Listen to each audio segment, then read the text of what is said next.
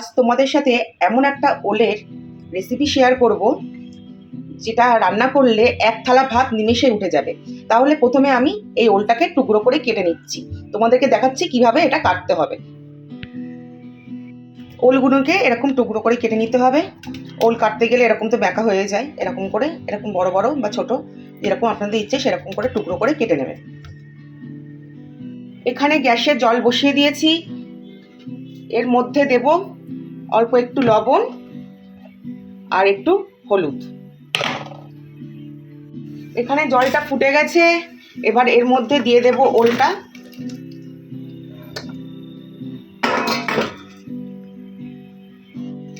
এবার এটা 80% সেদ্ধ হওয়া পর্যন্ত এটাকে আমি সেদ্ধ করব।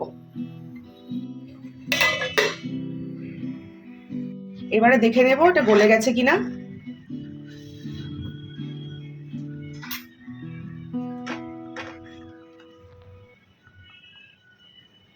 ঠিক আছে, একদম ঠিকঠাক গলেছে।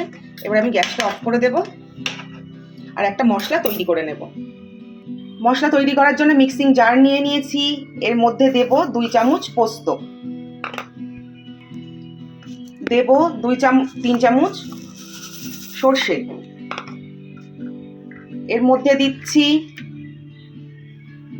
এই যে 7-8 কোয়া রসুন, যে যেমন ঝাল খাবে সেই পরিমাণ কাঁচা লঙ্কা, আর লাগছে ধনেপাতা। আর যেটা আসল উপকরণ সেটা হচ্ছে আমি এখানে নিয়ে নিয়েছি একটু বড় সাইজের চিংড়ি মাছ। এটা ছোট সাইজ হলেও কোনো অসুবিধা নেই। সেই চিংড়ি মাছ, কাঁচা চিংড়ি মাছগুলো আমি এর মধ্যে দিয়ে দিচ্ছি। এবার এটা খুব ভালোভাবে আমি পেস্ট করে নেব। এইভাবে পেস্ট করছি। এটা যদি জল প্রয়োজন হয় একটুখানি আর একটু জল দিয়ে নেব, দিয়ে মিহি পেস্ট করে নেব। এই যে এইভাবে একদম মিহি পেস্ট করে নিতে হবে।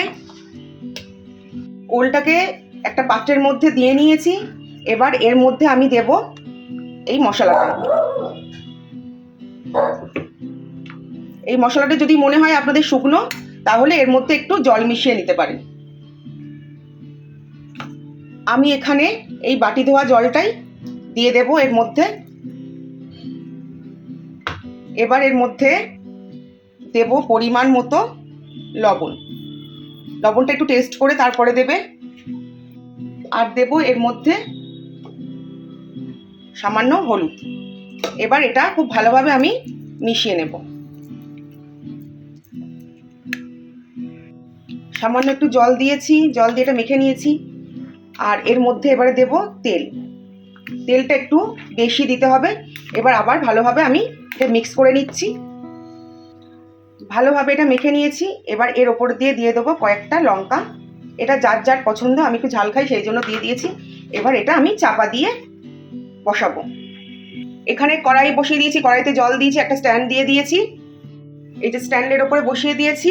এবার এটা আমি চাপা দিয়ে দেব, আর এর ওপরে আমি আবার এটাও চাপা দিয়ে দেব, আর এটাকে ফুটতে দেব আমি 10 থেকে 15 মিনিট। 10 মিনিট হয়ে গেছে, এটাকে দেখতে এরকম হয়েছে। এবার এটা ঠান্ডা হলে আমি নামিয়ে নেব, আর গরম ভাতের সঙ্গে কিন্তু একদম জাস্ট জমে যাবে। তোমরা একবার ট্রাই করবে, করে অবশ্যই আমাকে জানাবে যে কেমন লাগলো। তাহলে আজকের মতো টাটা।